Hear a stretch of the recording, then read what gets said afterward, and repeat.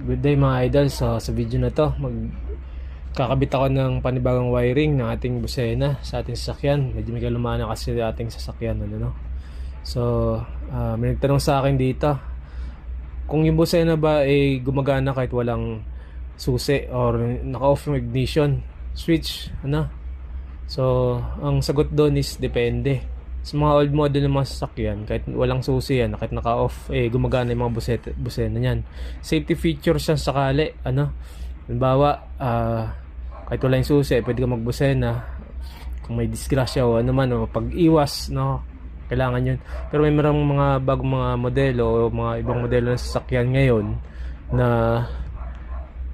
kapag naka-off yung ignition niya, hindi talaga gana yung busena. Pero para sa akin, so gagawin ko, direct ako sa battery, pero lalagyan ko lang ng fuse box. So ito, papaliwanag ko naman sa inyo yung paano yung connection nito. So meron akong bibigay na diagram, then paano basahin yung itong ating relay, paano i-connect pati So ito yung ating relay, 5 pin to, Bosch ang napili natin. At eto, may mga number rin siya dito, so may corresponding to na connection. So itong 85, ito yung sa switch. Ibig sabihin yung sa busena natin, yung pinipindot natin para tumunog Ito yung switch. Ito naman yung galing sa battery. Itong dalawang to, yung 30.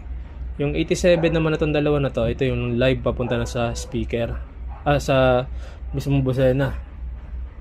Ito.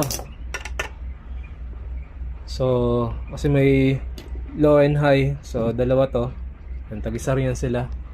So dalawang connection din ginawa natin. Bago etong 86 naman na to, kung gusto nyo na pag on ng ignition bago siya gagana.